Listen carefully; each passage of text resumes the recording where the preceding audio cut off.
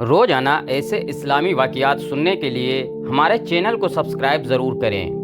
ہجرت نبوی کے چند سال بعد کا ذکر ہے کہ حضور صلی اللہ علیہ وسلم کے ایک جانثار آپ کی خدمت میں حاضر ہوئے اور عرض کیا، یا رسول اللہ، میرے ماں باپ آپ پر قربان ہوں۔ میں ایک بات آپ سے پوچھنا چاہتا ہوں کہ آپ اسے جانتے ہیں اور میں اسے نہیں جانتا۔ تو حضور صلی اللہ علیہ وسلم نے فرمایا، پوچھو، وہ کیا بات ہے؟ تو انہوں نے عرض کیا دن رات میں کوئی وقت ایسا بھی ہے جس میں نماز مکروہ ہو؟ ارشاد ہوا، ہاں، جب تم فجر کی نماز پڑھ چکو تو نماز ترک کر دو یہاں تک کہ آفتاب نکل آئے، ایک نیزہ تک بلند ہو جائے، پھر پورے طلوع آفتاب ٹھیک دوپہر کے وقت نماز ترک کر دو۔ یہ وہ وقت ہے کہ اس میں جہنم بھڑکائی جاتی ہے، اور آفتاب جب سمت الراس سے ہٹ جائے تو نماز پڑھو، قبول ہوگی، یہاں تک کہ عصر کی نماز پڑھ لو۔ اس کے بعد آفتاب متغیر ہو جانے سے غروب آفتاب تک نماز نہ پڑھو۔ یہ صاحب رسول جن کو دینی معلومات کی اس قدر تلاش و جستجو رہتی تھی کہ براہ راست محبت، وحی و رسالت صلی اللہ علیہ وسلم سے مثال پوچھ لیتے تھے۔ یہ حضرت صفوان بن معطل رضی اللہ تعالی عنہ تھے۔ حضرت صفوان بن معطل رضی اللہ تعالی عنہ کا تعلق عرب کے مشہور قبیلہ بنو سلیم سے تھا۔ ان کی کنیت ابو عمر تھی۔ حضرت صفوان رضی اللہ تعالی عنہ کا شمار اس دور کے دلاوران صف سکن میں ہوتا تھا۔ وہ اپنے قبیلے کے شرفا میں سے تھے اور شعر و شاعری میں بھی درک رکھتے تھے۔ شعبان 5 ہجری سے کچھ عرصہ پہلے ہی مشرف با اسلام ہوئے اور پھر سب سے پہلے غزوہ بنو مستلق یا غزوہ مریسی میں شریک ہوئے۔ حضور صلی اللہ علیہ وسلم نے ان کو فوج کے پچھلے حصے میں اس خدمت پر مامور فرمایا کہ وہ فوج کے بھولے بھٹکے آدمیوں اور گری پڑی ہوئی چیزوں کو ساتھ لے لیں۔ سفر میں ام المومنین حضرت عائشہ صدیقہ رضی اللہ تعالی عنہا بھی حضور کے ہمراہ تھیں۔ راستے میں ایک جگہ رات کو قافلے نے پڑاؤ ڈالا۔ حضرت عائشہ صدیقہ رضی اللہ تعالی عنہا رفع حاجت کے لیے پڑاؤ سے دور نکل گئیں۔ وہاں ان کے گلے کا ہار جو وہ اپنی بڑی بہن حضرت اسماء رضی اللہ تعالی عنہا سے مانگ کر لائی تھیں، بے خبری کے عالم میں کہیں گر گیا۔ واپسی پر پتہ چلا تو بہت مضطرب ہوئیں، پھر اسی سمت واپس گئیں۔ ان کا خیال تھا کہ قافلے کے چلنے سے پہلے ہار ڈھونڈ کر واپس پہنچ جائیں گی، لیکن جب ہار ڈھونڈ کر پڑاؤ پر پہنچیں تو قافلہ کوچ کر چکا تھا۔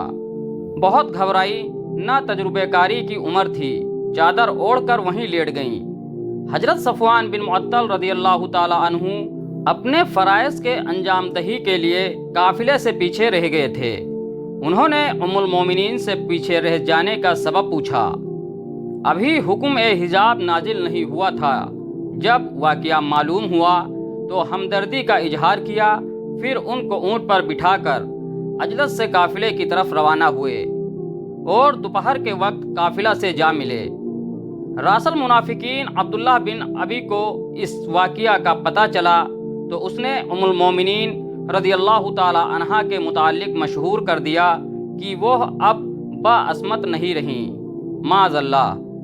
دوسرے منافقین نے بھی اس کا ساتھ دیا اور چند سادہ لوح مسلمان بھی غلط فہمی میں مبتلا ہو گئے۔ سرور عالم صلی اللہ علیہ وسلم کو بھی تشویش پیدا ہوئی۔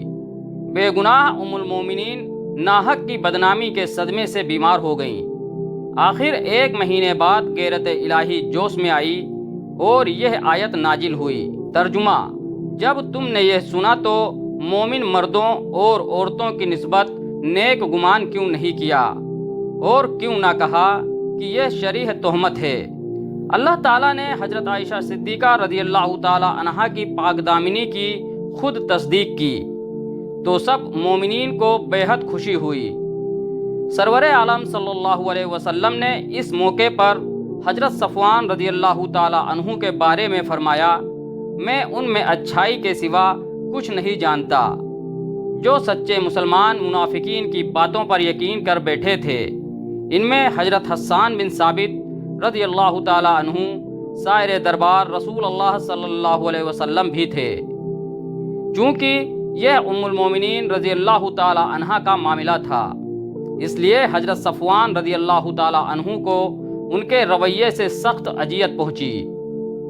چنانچہ آیت برات کے نازل کے بعد جب حضرت حسان بن ثابت رضی اللہ تعالی عنہ ان کے سامنے آئے تو انہوں نے جوش حمیت میں یہ شعر پڑھتے ہوئے ان پر تلوار چلا دی، تلوار کی باڑ کا مزہ مجھ سے پاؤ گے جب مجھے پہچان میں لاؤ گے، کیونکہ میں ایک نوجوان ہوں، شاعر نہیں ہوں۔ ہاں، میں اپنی عزت بچاتا ہوں اور بہتان باندھنے والے اور پاک صاف لوگوں پر عیب لگانے والے سے نجات حاصل کر لیتا ہوں۔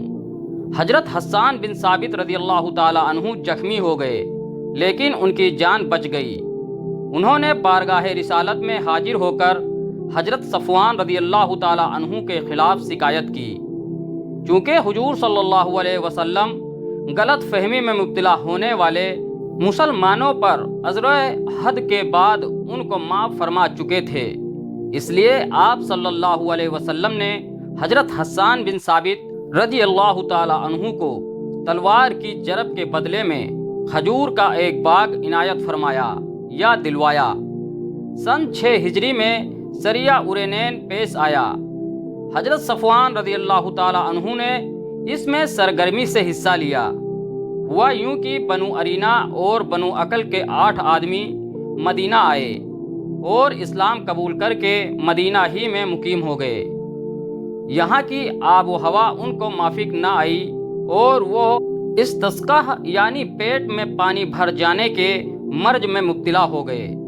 حضور صلی اللہ علیہ وسلم کو خبر ہوئی تو آپ نے انہیں کوبہ کے قریب ایک مقام جل حضر جانے کی ہدایت فرمائی، جہاں آپ کے اونٹ چرا کرتے تھے۔ آپ صلی اللہ علیہ وسلم کا مقصد یہ تھا کہ ایک تو ان کی آب و ہوا تبدیل ہو جائے گی اور دوسرے وہ اونٹنیوں کا دودھ پی کر توانا ہو جائیں گے۔ اونٹ کے نگران حضرت یشار رضی اللہ تعالی عنہ نے ان نو مسلم بدویوں کی بڑی خاطر توجہ کی اور انہیں اونٹنیوں کا دودھ خوب پلایا، یہاں تک کہ چند دنوں کے اندر اندر وہ خوب تندرست و توانا ہو گئے۔ یہ لوگ نہایت بد فطرت اور کمینے تھے۔ تندرست ہونے کے بعد انہوں نے شرارت پر کمر باندھی اور حضور صلی اللہ علیہ وسلم کے 15 اونٹ لے کر بھاگ کھڑے ہوئے۔ حضرت یشار رضی اللہ تعالی عنہ نے ان کا تعقب کیا تو ان بدبختوں نے انہیں پکڑ کر ان کے ہاتھ پاؤں کاٹ ڈالے، پھر ان کی آنکھوں اور زبان میں کانٹے چبھو دیے۔ اس صدمہ سے وہ شہید ہو گئے۔ نبی اکرم صلی اللہ علیہ وسلم کو جب اس سانحہ کا علم ہوا تو آپ نے حضرت قجر بن جابر فہری رضی اللہ تعالی عنہ کو 20 سوار دے کر ان ظالموں کے تعقب میں روانہ کیا۔ ان سواروں میں حضرت صفوان رضی اللہ تعالی عنہ بھی شامل تھے۔ ان اصحاب نے برق رفتاری سے ان غداروں کا پیچھا کیا اور ان سب کو گرفتار کر کے غابہ لے آئے، جہاں اس وقت حضور صلی اللہ علیہ وسلم تشریف فرما تھے، کیونکہ ان لوگوں نے نہایت گھنونا جرم کا ارتکاب کیا تھا، اس لیے کسی رحم کے مستحق نہ تھے۔ حضور صلی اللہ علیہ وسلم نے حکم دیا کہ جس طرح ان سقی القلب درندوں نے بے گناہ یسار رضی اللہ تعالی عنہ کے ہاتھ پاؤں کاٹے اور ان کی آنکھوں میں کانٹے چبھوئے، اسی طرح ان کے ہاتھ پاؤں کاٹے جائیں اور ان کی آنکھوں میں سلائی پھیری جائے۔ حضور صلی اللہ علیہ وسلم کے حکم کی تعمیل کی گئی اور پھر ان کی لاشوں کو حرہ میں ڈال دیا گیا۔ علامہ ابن اسیر رحمۃ اللہ علیہ نے اسد الغابہ میں واقدی رحمۃ اللہ علیہ کے حوالے سے لکھا ہے کہ غزوہ بنو مستلق اور اس کے بعد عہد رسالت میں جتنے غزوات پیش آئے، حضرت صفوان رضی اللہ تعالی عنہ ان سب میں شریک تھے۔ امام مالک رحمۃ اللہ علیہ نے موطا میں لکھا ہے کہ حضرت صفوان رضی اللہ تعالی عنہ کی اہلیہ بڑی نیک بخت خاتون تھیں ان کو بھی صرف صحابیت حاصل تھا اور وہ عبادت الہی سے بے انتہا سبقت رکھتی تھیں۔ ایک دن انہوں نے بارگاہ رسالت میں حاضر ہو کر عرض کی، یا رسول اللہ، میرے شوہر صفوان بن معطل نماز پڑھنے کی بنا پر مجھ پر سختی کرتے ہیں۔ جب میں روزہ رکھتی ہوں تو میرا روزہ توڑوا دیتے ہیں اور خود دن چڑھے نماز پڑھتے ہیں۔ اس وقت مجلس نبوی میں حضرت صفوان رضی اللہ تعالی عنہ بھی موجود تھے۔ حضور صلی اللہ علیہ وسلم نے ان سے حقیقت حال دریافت کیا تو انہوں نے عرض کیا، یا رسول اللہ صلی اللہ علیہ وسلم، یہ نماز میں لمبی لمبی سورتیں پڑھتی ہیں اور میں انہیں اس سے منع کرتا ہوں۔ حضور صلی اللہ علیہ وسلم نے فرمایا، ایک سورہ پڑھنا بھی کافی ہے۔ حضرت صفوان رضی اللہ تعالی عنہ نے پھر عرض کیا، یا رسول اللہ، یہ کہتی ہیں کہ میں ان کا روزہ توڑوا دیتا ہوں، تو اس کی حقیقت یہ ہے کہ جب یہ نفلی روزے رکھنے پر آتی ہیں تو رکھتے ہی چلی جاتی ہیں۔ میرے لیے یہ بات تکلیف کا باعث بن جاتی ہے۔ حضور صلی اللہ علیہ وسلم نے فرمایا، ہاں، کسی عورت کو شوہر کی اجازت کے بغیر اس طرح نفلی روزہ نہیں رکھنا چاہیے۔ حضرت صفوان رضی اللہ تعالی عنہ پھر عرض گزار ہوئے، کہا، یا رسول اللہ، میرے دن چڑھے نماز پڑھنے کی بات درست ہے۔ اس کا سبب یہ ہے کہ ہم محنت مزدوری کرنے والے لوگ ہیں اور ہمارے خاندان کے لوگوں میں یہ عادت مدت سے چلی آئی ہے کہ صبح سورج نکلنے سے پہلے نہیں اٹھتے۔ تو حضور صلی اللہ علیہ وسلم نے فرمایا، اچھا صفوان، جب اٹھو تو نماز ضرور پڑھ لیا کرو۔ حضرت صفوان کے سال وفات کے بارے میں ارباب شعر میں سخت اختلاف ہے۔ بعض نے لکھا ہے کہ وہ حضرت عمر فاروق کے عہد خلافت 17 ہجری میں آرمینیا پر فوج کشی کرنے والے لشکر میں شامل تھے۔ اس سلسلے میں جو معرکہ پیش آیا اسی میں شہید ہو گئے۔ ایک روایت یہ بھی ہے کہ ان کی وفات ایک جزیرے میں ہوئی جو سمسات کے قریب ہے اور وہیں مدفون ہوئے۔ بعض کا بیان ہے کہ وہ امیر معاویہ رضی اللہ تعالی عنہ کے زمانہ تک حیات تھے اور انہوں نے رومیوں کے خلاف متعدد معرکوں میں داد شجاعت دی۔ ایسے ہی ایک معرکہ میں ان کی ران کی ہڈی ٹوٹ گئی، مگر وہ برابر تلوار چلاتے رہے یہاں تک کہ شہید ہو گئے۔ یہ سن 58 ہجری کا واقعہ ہے۔ واللہ عالم، جزاکم اللہ خیرہ۔